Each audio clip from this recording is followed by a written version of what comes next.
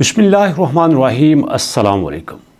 दोस्तों, जितनी तेज़ी से पाई की कीमत नीचे जा रही है, अब यहाँ पे एक क्वेश्चन कम्युनिटी के जहन में बड़ी तेज़ी से आता है कि यार क्या वजह है। ये पाई जब लिस्ट हुआ तो पाई की टीम के पास इतना ज़्यादा पावर था कि इन्होंने इसको $2 पे लिस्ट कर दिया। अनबिलीवेबल। इनको पता भी था कि कम्युनिटी के पास इतने ज़्यादा कॉइन्स हैं कि अगर ये $2 में बेचना शुरू कर दें तो कहाँ से इतना पैसा आ सकता है। उसके बावजूद इन्होंने $2 पे बेचा और लोगों ने हज़ारों लाखों डॉलर कमाए। जी हाँ, मैं ऐसे लोगों को जानता हूँ जिन्होंने पाई को बेच के लाखों डॉलर कमाए। और अगर पाई की टीम इतनी ताकतवर थी तो ये पाई जो 11वें नंबर से लेकर 32 नंबर पे आ चुका है, वो पाई जो 2.9 से 0.4 पे आ चुका है, वो पाई जिसका ट्रेडिंग वॉल्यूम 17 बिलियन था, अब 2.9 बिलियन आ चुका है।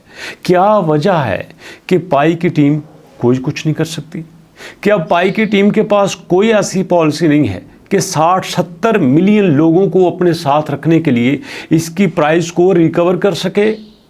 क्या पाई की कोर टीम 6 साल बस यही करती रही कि वेट कीजिए, वेट कीजिए, वेट कीजिए?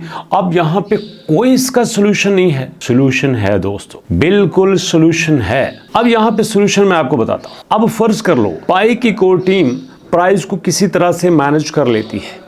ये प्राइस जो हमें 0.4 पे नज़र आ रही है, किसी तरह 1.0 पे भी चली जाती है तो लोग किसी हद तक सेटिस्फाई हो जाते हैं। तो क्या यहाँ पाई की टीम के पास कोई ऐसी पॉलिसी नहीं है? तो मैं आपको बताना चाहता हूँ, गौर से सुनिएगा। मैंने ही वीडियो बनाई थी कि जब ट्रंप जी ने ओथ लिया था, याद है ना, SEC नाम से। अरे भैया बात को समझो। अब क्रिप्टो वो नहीं रही कि जब आप आए, आपने प्राइस को मैनिपुलेट किया, आपने कोई हवाबाजी की, लोगों का पैसा इकट्ठा किया और दरमियान से पतली गली से निकल गए।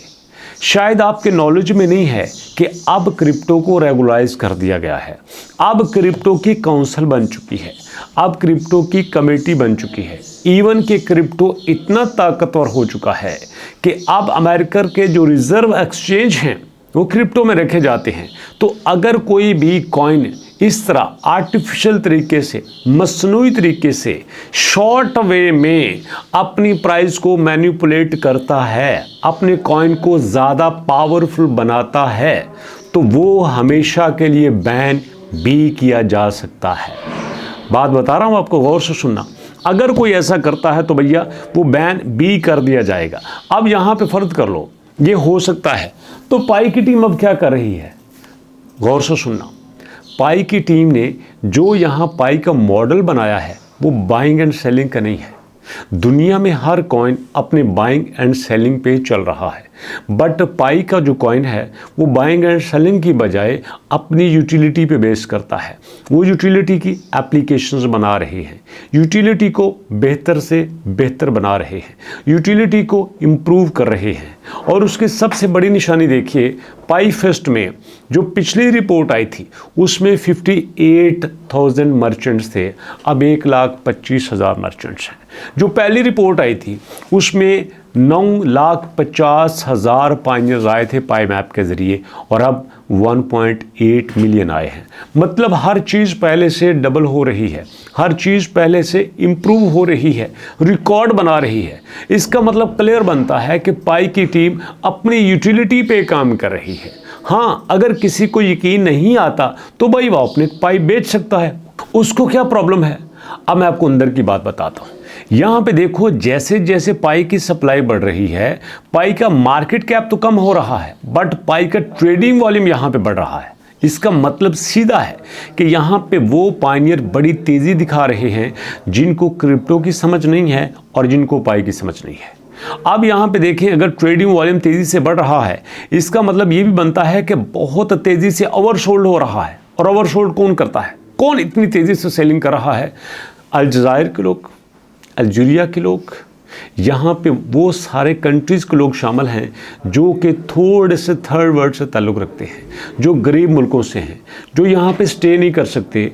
अमेरिका के लोग स्टे करेंगे, पक्की बात है स्टे करेंगे। तुर्की के लोग स्टे करेंगे, मैं लिख के देता हूँ करेंगे। इंडिया के लोग करेंगे, पाकिस्तान के लोग करेंगे, वियतनाम के लोग करेंगे। आप कहेंगे वियतनाम भी अमीर मुल्क है, नहीं, वियतनाम अमीर मुल्क नहीं है, बट वियतनाम कम्युनिटी समझती है कि पाई की असल वैल्यू क्या है। आप कभी इंटरनेट पर सर्च करें ना, आपको सबसे ज़्यादा जीसीबी के समिट चाइना में नज़र आएंगे, सबसे ज़्यादा जीसीबी के समिट आपको वियतनाम में नज़र आएंगे, सबसे ज़्यादा जीसीबी की कॉन्फ्रेंसेस आपको बैंकॉक में नज़र आएंगी। इस तरह जो कंट्रीज थोड़े से गरीब हैं ना, मैं किसी को टॉन्ट नहीं कर रहा, सिर्फ बता रहा हूं कि गरीब इसी वजह से होता है कि उसको नॉलेज की कमी होती है, वो चीज़ों की इंपॉर्टेंस को नहीं समझता। कभी कभार एक हज़ारों लाखों डॉलर की चीज़ फ्री में दे देता है, सिर्फ अपने इल्म की कमी की वजह से। आपने वो सुना होगा ना, जिन भाईजान ने 2 पिज़्ज़े खा लिए थे 10,000 बिटकॉइन दे के, अब उनसे बड़ा बेवकूफ़ कौन होगा? क्यों? उन्होंने तो वक्ती तौर पे बड़ा मज़ा आया है, पिज़्ज़ा खा के बड़ा अच्छा महसूस होता है, लेकिन आज अगर उनके पास 10,000 बिटकॉइन होते तो शायद वो दुनिया के बड़े अमीर लोगों में होते। यही तो प्रॉब्लम है हमारा। हमें ये लगता है कि मेहनत वही है जो हाथ से की जाती है, मेहनत वही है जो दिमाग से की जाती है। लोग स्मार्टली नहीं सोचते। आपको इंटरेस्टिंग फैक्ट बताऊं, एक मरतबा एक रिपोर्ट मैंने पढ़ी थी कि कोको कोला का जो सीईओ था, उसने उतने पैसे नहीं कमाए थे जितनी कोक में इन्वेस्ट करने वाले ने कमाए थे। इन्वेस्टर पैसा लगा के आराम से बैठा है, उसको कोई दिक्कत नहीं है, बट यहाँ पे जो मेहनत करने वाला है, जो काम करने वाला है, वो दिन रात काम कर रहा है और कमा कमा के किसको देता है? जो स्मार्टली सोचता है। अब फैसला आप कर लेना, आप स्मार्टली सोचते हो या फिर स्मार्टली नहीं सोचते। It's up to you. मेरे पास जो जेन्युइन और ताज़ा अपडेट होती है मैं तो आपके साथ शेयर कर देता हूँ। अगर मैं अपनी जगह पे काम नहीं कर रहा तो भैया कमेंट सेक्शन में ज़रूर बताना। अगर मैं अच्छा काम कर रहा हूँ तो फिर भी कमेंट सेक्शन में अप्रिसिएशन तो बनती है ना। तो वेट कर रहा हूँ आपके फीडबैक का।